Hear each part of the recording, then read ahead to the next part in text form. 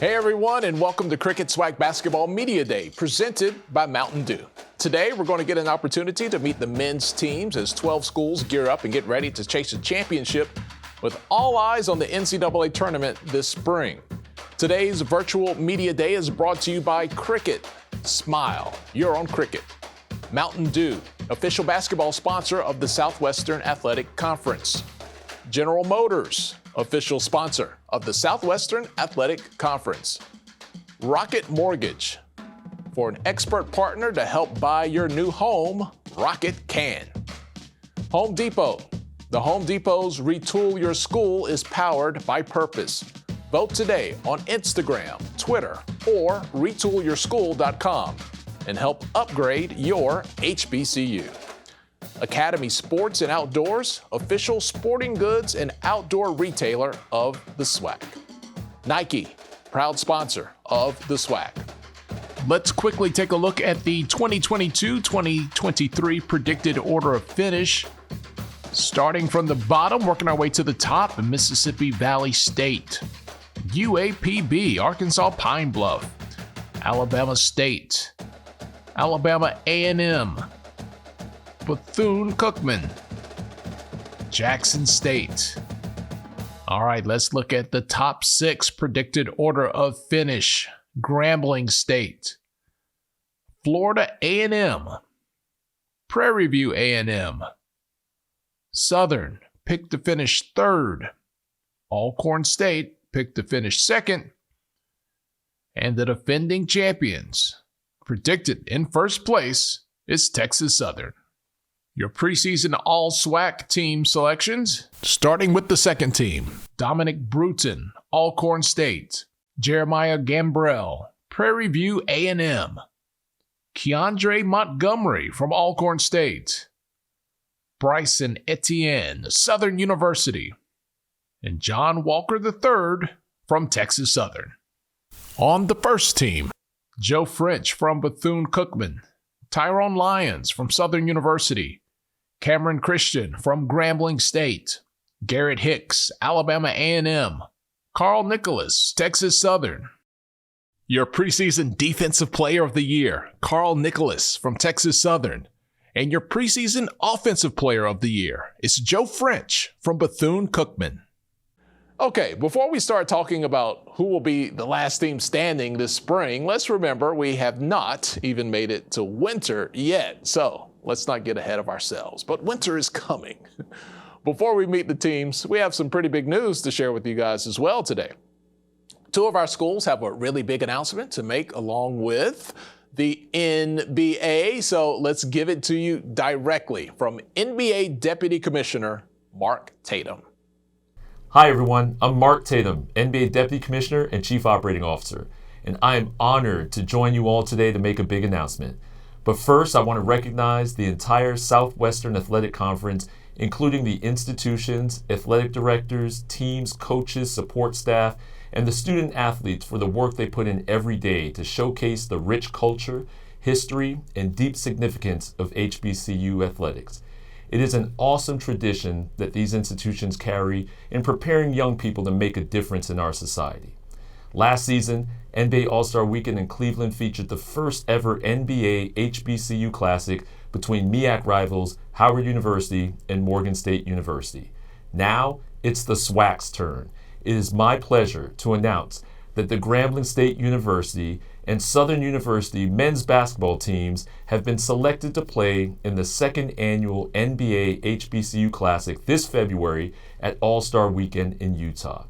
You will represent your school and the SWAC on one of the biggest stages in basketball, and we know that you will make us all proud.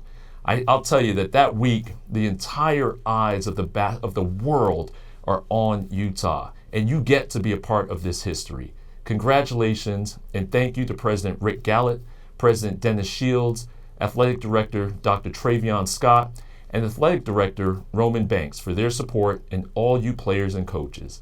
We know this rivalry goes deep in the Bayou, so we're looking forward to bringing it to Salt Lake City.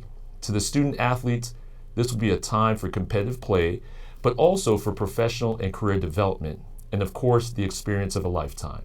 Take full advantage of the opportunities that are before you and enjoy every moment. The road to the 2023 NBA HBCU Classic begins now. Congratulations again, and welcome to the NBA family.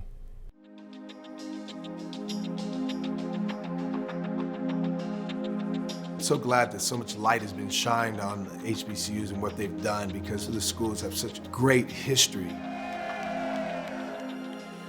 Having the opportunity to coach, where can I make the biggest impact? I don't think I could have had that type of impact if I wasn't at an HBCU. Well, y'all go out here, hoop, have fun, and take it all in. This is y'all's time, y'all's moment, y'all deserve it.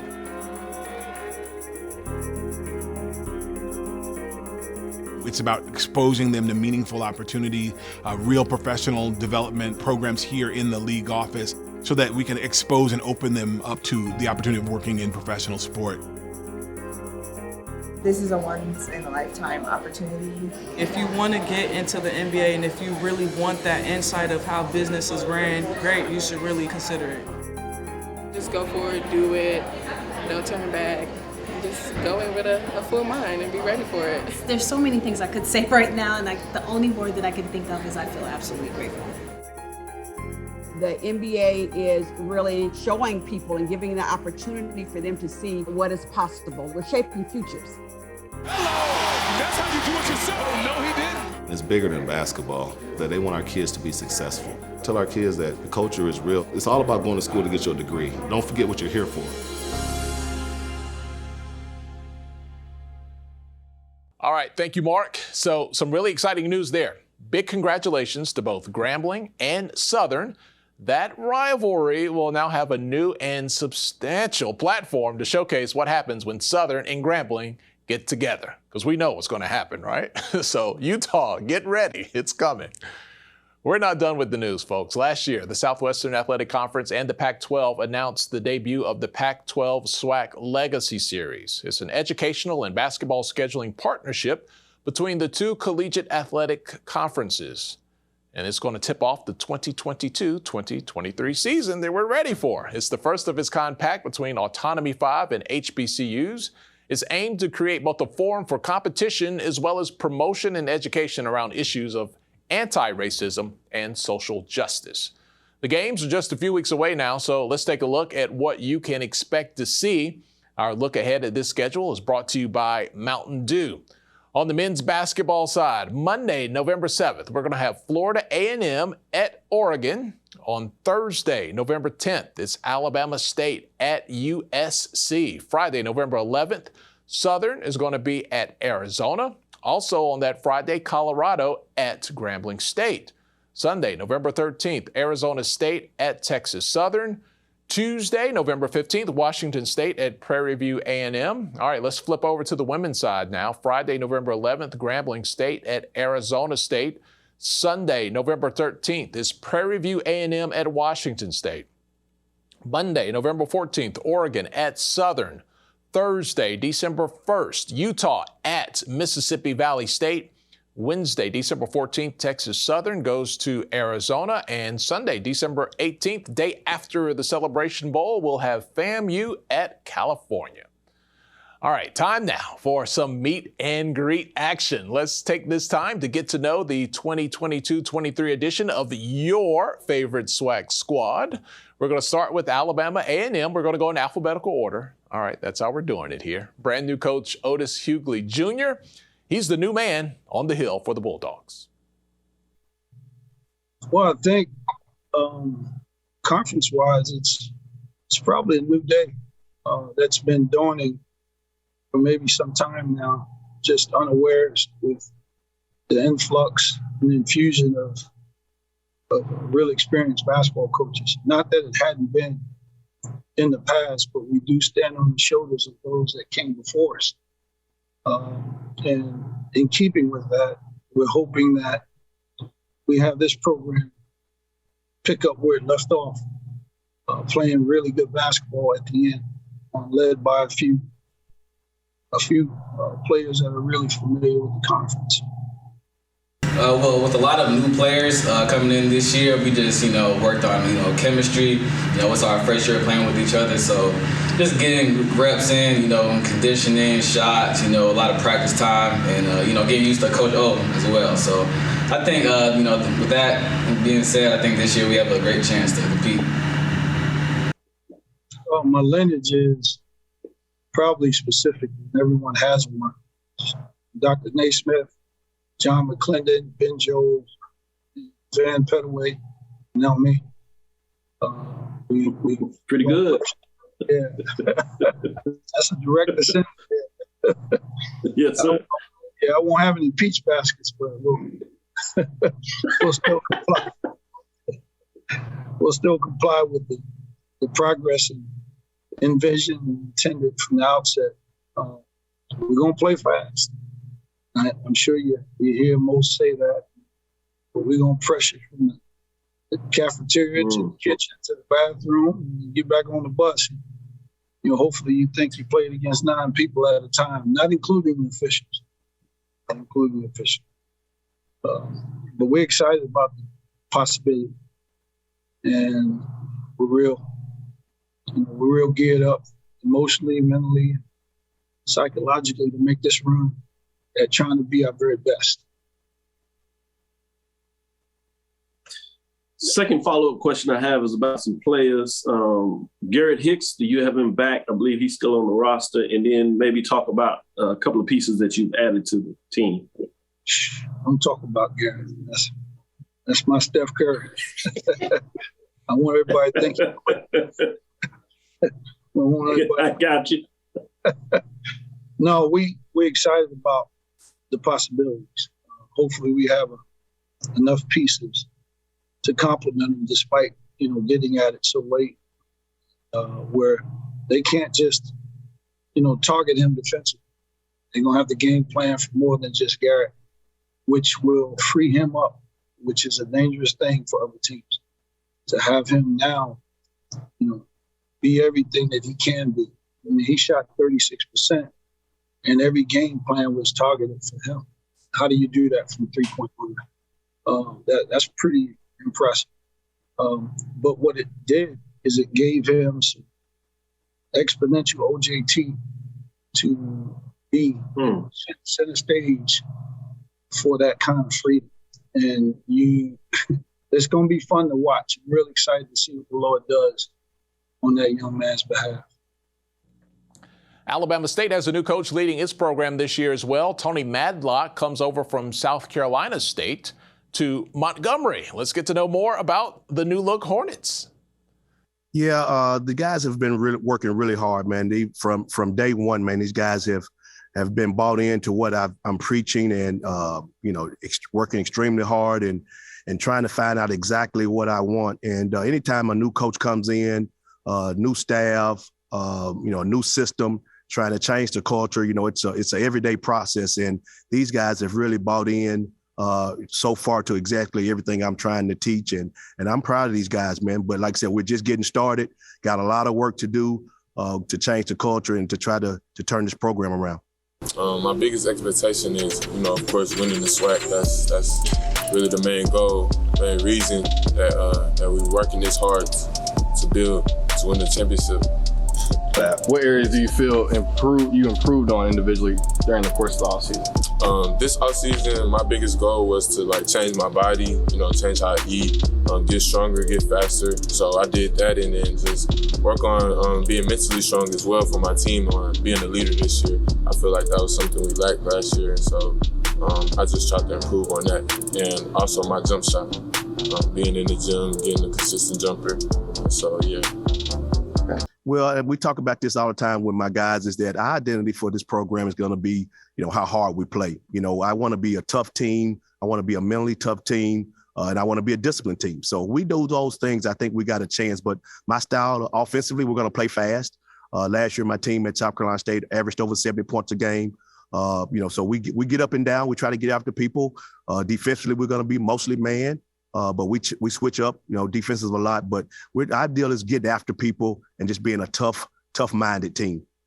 Yeah, it's going to be a tough climb. Anytime you think about you have a program that hasn't won, in a long time. So to have a winning season, we got to find a way when you got to go on the road for For 12 of your 13 non-conference games, you got to go on the road. So anybody, and I think anybody in our league knows that's tough to do, man. In college basketball, when you get on that road, it is tough. It is tough. So to start is, we've got to try to build that culture on, find a way to win some of those games. We understand that, you're going and playing these bye games, but you got to find a way to win a few of them, because, you don't want to be, 0 and whatever going into SWAC play, so you got to find a way to win a couple games before you get in the SWAC play. So, but it just starts with the culture, man. It's in finding guys and telling guys, hey, man, it's all about winning. What can we do to win games? And so that's what we're about right now. Alcorn State is coming off a season where the Braves made it to the SWAC championship game, but came up just a little short, but ultimately earned a berth to the NIT. That's celebration of a great season. Coach Landon Bussey is back. It's a new year, ready to make another run. Let's meet the Braves. Got a lot of returners. I was grateful to have the opportunity to only have one guy enter the transfer portal.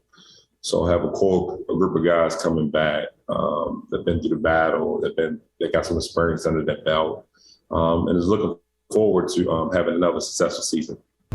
I feel like there's really no pressure. The pressure go out the window when practice and timing and just putting in the work. There's no pressure because you work at it. So we really don't feel pressure. We ready. Definitely got a significant amount of transfers coming in. One is a guy by the name of Trevin Wade. Originally, he went to Wichita State and he transferred to East Kentucky. He's a very good on-ball defender, quick and explosive, athletic guard who can get downhill. My type of guard that I really like. I think he's going to be key to us having some success this year. And we got a transfer from Prairie View, Jeremiah Kendall, 6'6", 6'7", was at Tallahassee prior to Prairie View. Skilled post players, able to score the ball at a high level, rebounded. They got another transfer from McNeese, Sean Walker.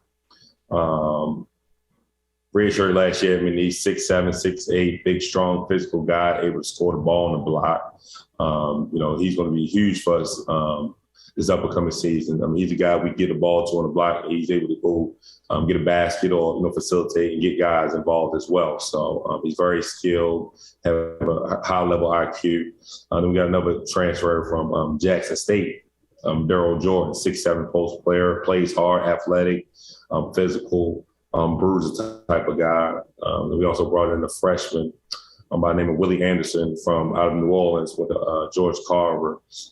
Plays a combo guard, tough, athletic, just scored at a high level, competes at a very high level. And then, of course, we got returners who were with me last year, returners who are able to understand about what's going on, understand about the SWAC, understand that, every single game you got to come out and compete at a very high level in the SWAC, no matter who you're playing against.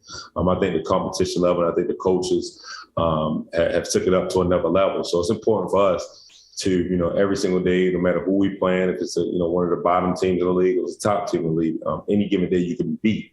So, just the preparation and the focus of our returners, hopefully, I got some seniors and returners who understand what's at stake, understand that, maintaining consistency. That's our biggest thing is right now is maintaining consistency to have a chance to have a successful season as well. Bethune-Cookman is ready for its second go-around in SWAC basketball this season and back on the bench. One of the greats as a pro player. Now he's athletic director and head basketball coach Reggie Theus. Let's spend a little bit of time now with the Wildcats. So I'm really interested. I'm interested to see what we can do because we won't have any lack of talent on our team this year. We got Elijah Hosu, who's almost 7 feet. Dylan Robinson is coming back. He's 6'9", pogo stick. We got James Henderson, who's a 6'8", strong guy who can rebound and play defense. And then when you look at, DJ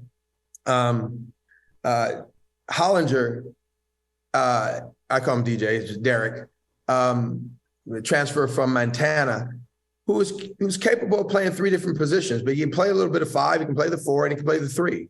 So we're going to have a lot of different ways. I counted, when I went on the board, I counted how many different ways we could play with the type of talent that we have. And there was about 23 different lineups I could put out there that I thought would be effective. So that's a great thing for me. And, because, you don't know who's going to get hurt. You don't know what's going to happen. And ultimately, I'm trying to find out the best way. Last year, I joysticked the entire game. This year, I want to give them more freedom. I want to give them more freedom. And I have to remind them that, along with freedom comes great responsibility. And if you can play that way, it'll be fantastic. It'll be a lot of fun. Last year, we had a bit of a different roster than we do this year. So he kind of had to joystick the game a little bit more than he will this year. If everything goes according to plan, we plan on, like I said, playing a lot faster, getting the ball up the court. We've been talking constantly about scoring in the 80s, and I think we have a lot of talent that we can achieve all that. Last year we only had one center on the roster. We had a lot of depth at the big position. We got some guard play. We got our core back, and this is the first time for me and a lot of my teammates that we get to return the same core of guys that we had our first year. So it'll be our first time being able to play with the same core 2 years in a row. So we're just excited to build on the chemistry we built last year. We didn't know anybody on the team last year until we got to school in August, so we got a big jump on that. We had a great summer, and we're going to be looking forward to play fast in the 80s. And Coach Diaz, he's been everywhere I want to go as a player, so it's just important that I can soak up a lot of knowledge from him. He's a great scorer. He has a mind of a scorer. He's done a great job ingraining in me how to be an all-around scorer as opposed to a shooter. I'm just really excited to be going with you guys. I think we can accomplish everything we saw out to. Florida A&M finished with an 11-7 record in its first year in conference play last season. Robert McCollum, he's back on the sidelines again, ready to lead the Rattler attack. Spend a few moments now with FAMU. Well, anytime you get started for a new season, it's always a time of optimism and excitement. And so still, it's nothing like the first day of classes in the fall. It's nothing like the first day of official practice, which was yesterday for us. So we open up, we're excited, we're optimistic, even given the challenges we have of trying to bring 9 new players into the fold.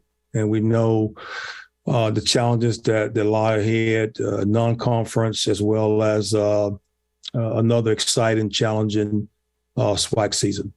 Besides myself, the player I think fans should look out for this season will have to be Jordan Tillman.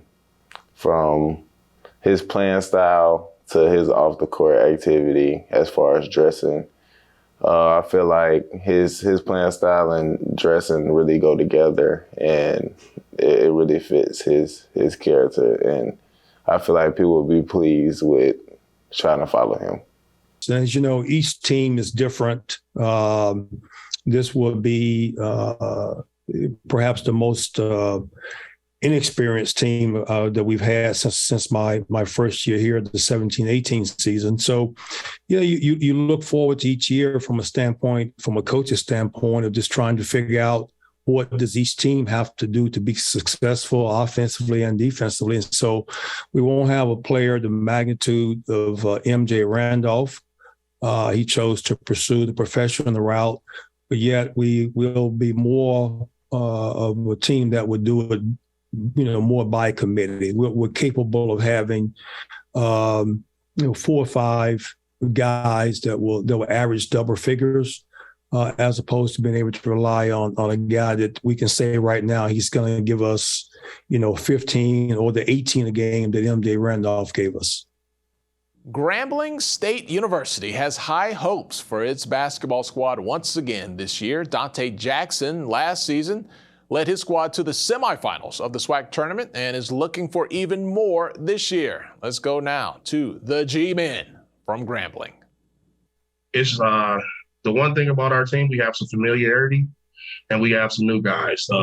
Good thing is we're returning 9 guys that was either a part of the program or redshirted last year. So as any season, a lot of excitement, a lot of optimism. And, it's going to be some challenges ahead because, of course, we're going to play a tough schedule. And then night in, night out in the SWAC, you got to bring it. It's a tough game every night. Me personally, I feel like I have developed my leadership skills during this offseason, being a 5th-year guy and being one of the older guys on the team and developing that leadership role. That's one thing I've really been working on this offseason. Well, Cameron Christian, what can I say, man? He decided to come back for that COVID year. Incredible young man, better person than a basketball player, and that's saying a lot. Cam's been one of the guys who come in, night out. He's one of the guys that you want to build your program around. He up early in the morning getting shots up, never late to class, taking care of business, at night, in the weight room, coming back at night getting shots up. I expect Cam to play a major part of what we do. He's been our lead scorer the last couple of years, and I expect him to be somewhere around there again. And then we have returning our point guard, Michael Moulton, which is big, to always have some continuity at the point guard, and returning Shondarius Coward. So to be able to return our basically backcourt at the 1, 2, and 3, kind of big for us. And then being able to add some bigs with John Akou, a transfer from Stephen F. Austin, Cartier Gordon, the transfer from St. Louis. I think it's going to be able to give us a good front court and back court mixture. And then late, we added 2 kids from my hometown, Terrence Lewis and Rashawn Cotton. And I think those would give us some help with the guard positions also. A familiar face in the SWAC is now running the show for the Jackson State University men's program. Former NBA world champion Mo Williams is back in his hometown of Jackson, Mississippi, after making the jump from Alabama State to Jackson State to take over the Tigers program. Well, absolutely. I got a great group of guys. Started working yesterday officially. We're pretty solid at every position. We have really good point guard play. We have some long wings, which I like, 6'5", 6'6". And we have some forwards that can get it done, multiple positions inside out, long and athletic. I run a complex offense that these guys are picking up really well, that'll do well for us down the stretch of games. And we're aggressive defensive team where we make you score through us, not around us. And that's kind of our culture. The team, we improved in many different spots, but the main thing we improved on, I think we bonded well together very quickly because we have a very new team, a lot of new players. So we bonded very quickly, and then we picked up our offense like our scheme. We picked up that pretty good. It's been tremendous, to say the least. Me being from here, me growing up, just, being a Tiger. My mom and my dad both attended Jackson State. My brother attended Jackson State. I have a host of family members that has attended this university, and I just grew up around it. Just to answer your question, just coming back, just me going to the grocery store, me going to grab a bite to eat, just those interactions that I have with just people that not only know Mo, but you'll notice they know Peanut. So I go places. What's up, Peanut? It's a different feeling. It's a different environment, and it's a lot of support because it's a lot of excitement around our program. We've been a winning program for a long time, and I think they just on the edge right now of winning championships, just trying to get over the hump. You had one in Alabama State. Are you going to play similarly at Jackson State, or because of this roster construction that you have, will it be different as you alluded, not playing fast, playing quick with some pace? Well, talk a little bit more about what that looks like. Well, that's the beauty of recruiting, right? You want to recruit guys that fit your style, and that's what we went out to get guys that can fit our style. We run a complex offense, so we have to recruit guys that has a basketball IQ, that can remember things, that can execute things. But we like guys that can get up and down the floor and run, because like I said, we don't like to walk the ball up the floor. We don't do those type of things. We like to get it and go. So we need guys that can obviously play fast. And when I say fast, I mean quick. And I use fast as a word, but I mean quick. You don't want to be too fast when you can't think and play. If you're quick, you can always react. So for us, it's about executing down the stretch. We harp on executing down the stretch. And I use this analogy to my guys all the time. A basic offense that you run, you're probably going to, in a game, you're going to run offense maybe 15 to 20% of the time. Outside of that, it's rebound outlet, you in fast break action, broken plays here and there, and you got to make something out of nothing, or you just got to read and react. But typically down the stretch, 5 minutes to go, 6 minutes to go, you got to be able to execute. You got to be able to not turn the ball over. You got to be able to set great screens. You got to be able to come out pin downs. You got to be able to set your man up on a pick and roll and hit the man on the roll. And defensively, you got to be really, really sound. So we spent a lot of time on really being able to execute, being able to know where you're supposed to be in different spots. But the great line in there is being able to just play basketball and not be robots. It's a new beginning as well at Mississippi Valley State with a name that's already in the record books in Itta Bena. George Ivory, who still leads the basketball program as its all-time leader in steals and assists, is back home where he starred as a player. The 1988 Delta Devil graduate returns as the 12th coach in program history. Just think that you'll see a very exciting brand of basketball here at Mississippi Valley State this year. We have some great young men has came in this program and some that has stayed here. We have a lot of tradition here at Mississippi Valley for its basketball. Might not have seemed like that the last couple of years, but we've had some great basketball teams. That's what we're trying to build right now. Not only basketball, but a great academic background for these young men as well. Some of the areas I improved on during the offseason is being vocal, being a leader, working on bringing everybody together as one, because if you have players like in groups or whatever, everybody ain't gonna be on one page or click together. So during the offseason, we was out here during the summer, so I tried to get with the players, bring them all as one, so we could have a good chemistry on the court and all of it. So everybody be bought into what coach has for us as game plan. Well, it was a great chance for me to get back. I graduated from Mississippi Valley State to come back home and get a chance to rebuild a program that we started here at Mississippi Valley State under Lafayette Stribling. And it's a great opportunity for me. Thank you, Coach. Can you talk a little bit about the roster? You alluded to some kids stayed around with you. Can you go a little deeper and talk about some players that we can look forward to this year? Terry Collins will be one. We have 6 guys that's coming back. Terry Collins is a guy that really can score the basketball, 6'3" guard. We have Daniel Umo, about 6'9", 6'10". JJ, we call him JJ. He's coming back. Kadar Waller. We have 8 newcomers along with those 6 returners that we think that will help our team very much. Went the JUCO route. We got a lot of 8 JUCO kids coming in, so got a couple transfers. Graduate transfers coming in. So we tried to build a mixture of older guys with our rosters this upcoming year.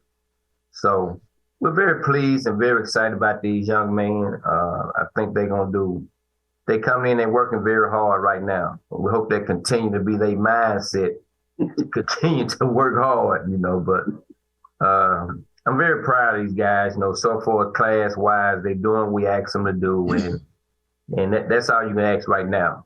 Prairie View A&M, a team that's been in the running for SWAC championship year after year under head coach Byron Smith. Well, new year, but things are no different this season for the Panthers. Look forward to a strong, solid year, a program, a few guys returning, a host of new guys. So we're kind of have a new roster, same philosophy, and then hopefully we will kind of get this thing back on track. Had a little bit of a down year last year, but hopefully we can get it back on track and get back to where we were a couple of years ago. As a team, we've been working on just building chemistry and just getting in shape. And we've been working on a lot of extra shots. Guys are in the gym. That's a great thing we love to see. And then just playing together, having fun, and just building our relationship and having good energy. Jason, I think it's a combination of things. Obviously, scheduling was a tough deal for us.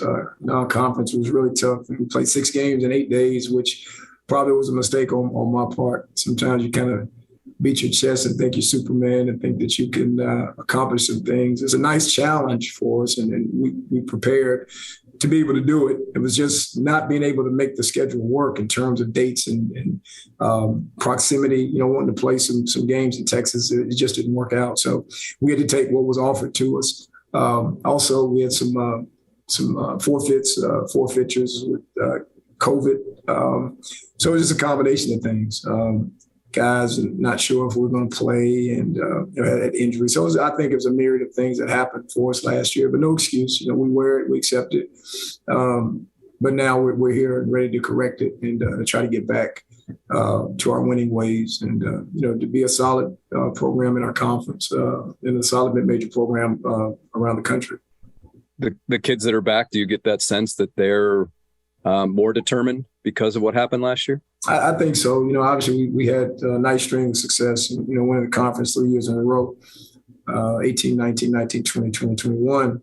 So we got used to, being, a pretty good program. So to be off a little bit, I think that's the challenge, to try to get back and, be in the top 4 or 5, of the league. Have a chance to do well in the conference tournament, maybe have a chance for postseason play. So definitely some challenges. They feel challenged. And the guys that we've recruited to come in, I think they feel challenged because most of those young people have transferred in, something to prove, a little bit of a chip on their shoulder. So I think with the kind of season that we had last year with our returning guys and the new guys that are coming in, I think there's a single-minded focus and a oneness that we've developed from the summer and throughout the early fall practice. So we feel really good about going into the season and think that we can get some good things accomplished as a group this year. Southern University and Sean Woods back for another season on the Bluff, 12-6 in SWAC play last year. So let's kick it a little bit now with Coach Woods. Well, good thing is, last year we started out really, really good and just had a bad 2 weeks.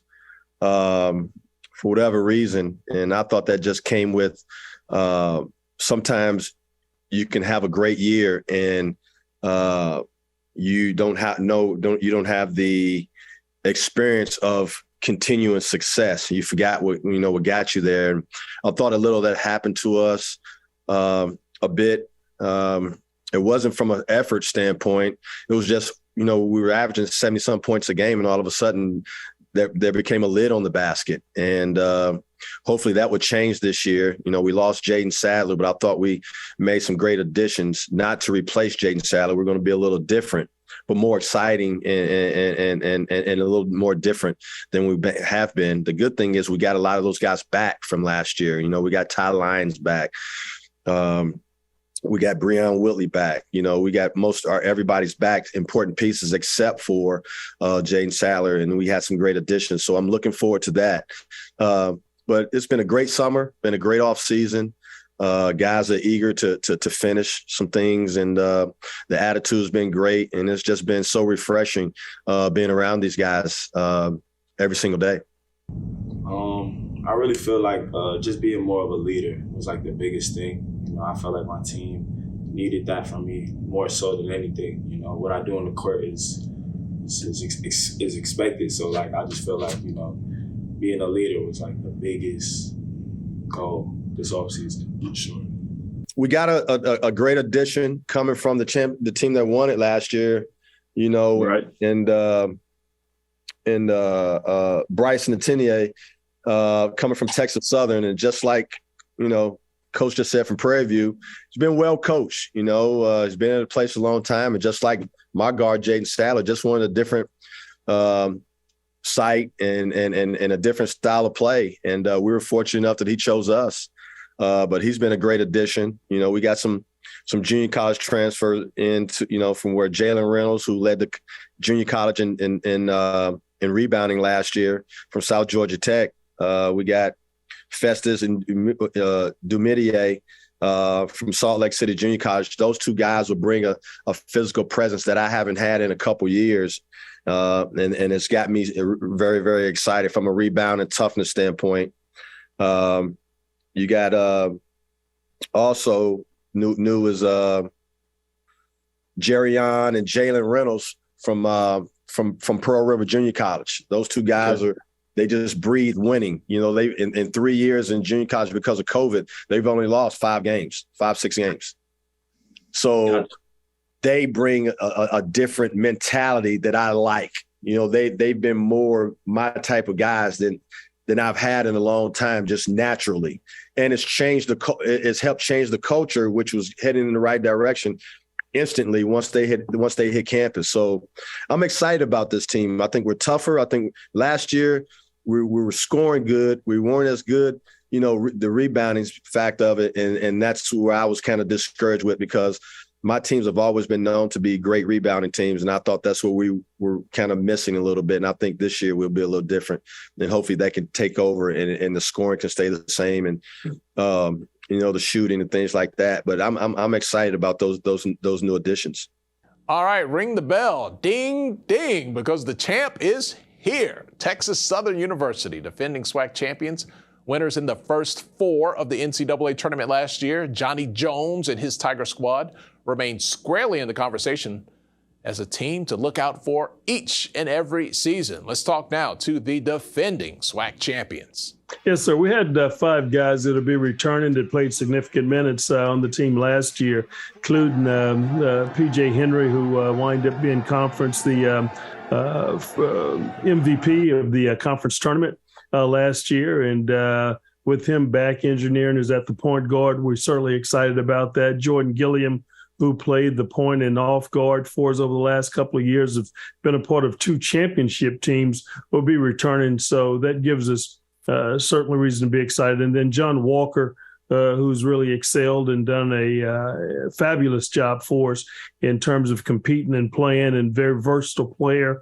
back with us. So, and then Carl Nicholas, who we felt been playing at the center spot, been certainly an energy bunny for us, and tremendous defender inside, can finish, plays extremely hard. We feel like we have a great nucleus and a combination of guys there that's going to help us. And then we're hopeful the guys that we recruited, we had 2 new faces will be coming in this year that we feel that will help us. And then we had 4 guys sit out last year in terms of redshirting that we feel that will come in and impact our basketball team and have us competing at a certain level that gives us reason to feel as though from what they did last year against our guys, that experience, I think, is really going to help them coming into this season. I think my expectation this season is to be as polished as much as I can be at this point. And playing so long in college, I just want to make sure I'm doing all the little things right,